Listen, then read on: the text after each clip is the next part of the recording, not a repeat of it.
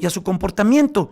Hoy liberaron un estudio interesante alrededor de Otis y de lo que falló dentro de sus programas, dentro de sus proyecciones y dentro de sus capacidades para saber qué era lo que iba a suceder en las siguientes horas. Para entender esto y comprender el análisis que hace el Centro Nacional de Huracanes, le doy la bienvenida a la doctora a la doctora Cristian Domínguez, investigadora del Instituto de Ciencias de la Atmósfera y Cambio Climático de la UNAM. Doctora, ¿cómo se encuentra? Muy buenas tardes. Hola, muy buenas tardes. ¿Qué dice el Centro Nacional de Huracanes sobre la manera errática, la forma en la cual actuó el huracán y la manera en la cual tomó fuerza en tan poco tiempo? Hoy ya hay más elementos que pueden ser analizados, doctora.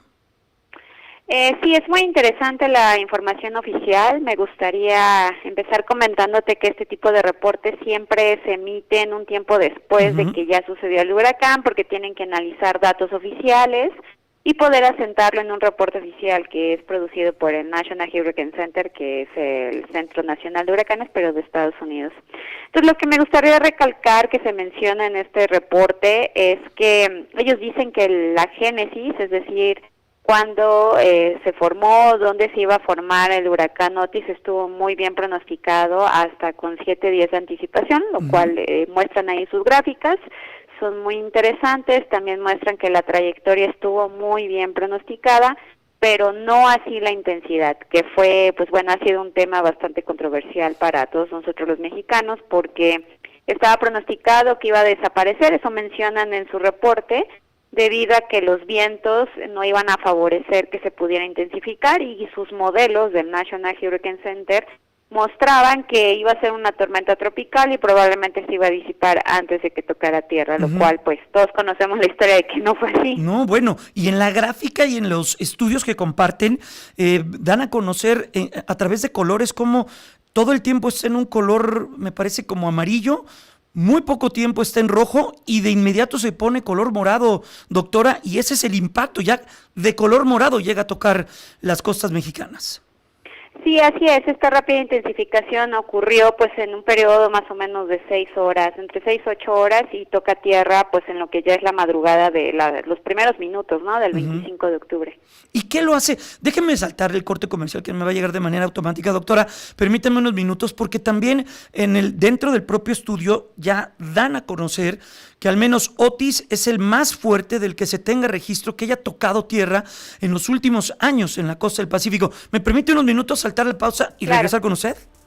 Sí, con mucho gusto. Vamos a seguir platicando sobre este estudio bien interesante que dio a conocer el Centro Nacional de Huracanes en Estados Unidos sobre ya datos, cifras, movimientos y todo lo que científicamente se tiene sobre Otis. Regresamos.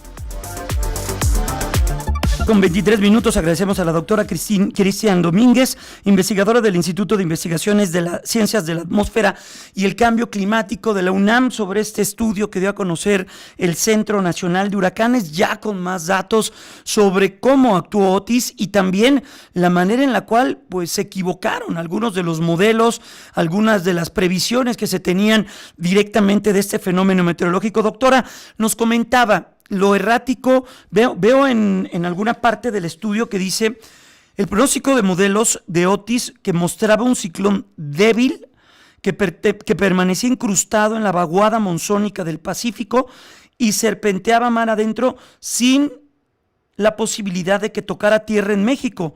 Era el resultado de los GFS y otros estudios que daban cuenta cuando se formó el fenómeno, pero como usted dice, una trayectoria errática y un muy rápido fortalecimiento fue lo que tiró al traste con todos los proyectos, doctora.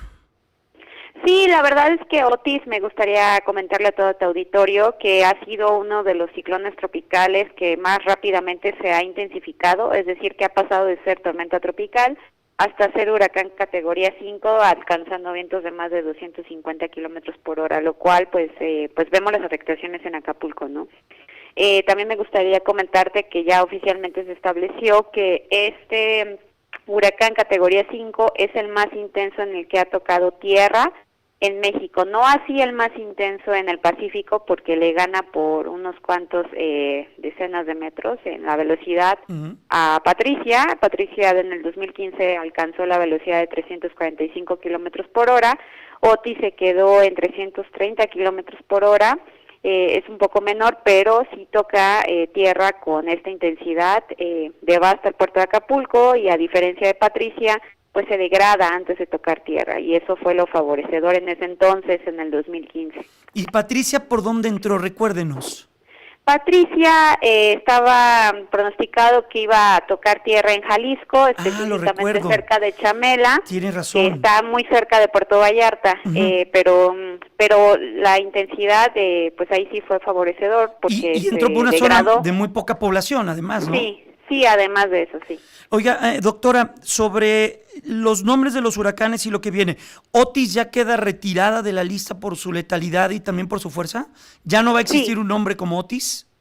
Sí, así es. Para comentarle a tu auditorio, cada vez que existe este tipo de ciclones tropicales que pueden ser, por ejemplo, categoría 1 o categoría 5, como es el caso de Otis, el sentido va en el que cause demasiados daños, tenga fuertes impactos socioeconómicos donde toque tierra, automáticamente esos nombres no se volverán a ocupar en la lista que se emite cada 6 años. Cada 6 años vamos repitiendo los nombres de los ciclones tropicales en el Pacífico y en el Atlántico, se emiten las mismas listas de hace 6 años, pero sí se retiran los que han sido bastante devastadores. Por ejemplo, Manuel en el 2013, aunque ese fue un huracán categoría 1, debido a todos los impactos que trajo también en Guerrero, se retiró ese nombre. Ahora Otis también se va a retirar ese nombre de las listas. Estamos platicando con la doctora Cristian Domínguez, investigadora del Instituto de Ciencias de la Atmósfera y Cambio Climático de la UNAM. Doctora, estamos en un escenario donde los pronósticos y ustedes como expertos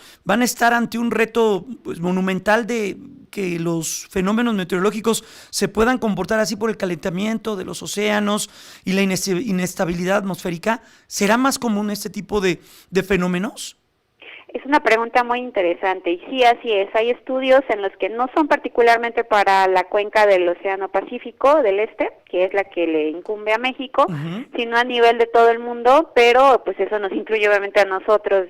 Nos dicen estos estudios que la rápida intensificación, que es un cambio rápido de intensidad que va de tormenta tropical y saltan a ser categoría 5 en muy poco tiempo, se van a hacer cada vez más frecuentes ante el cambio climático.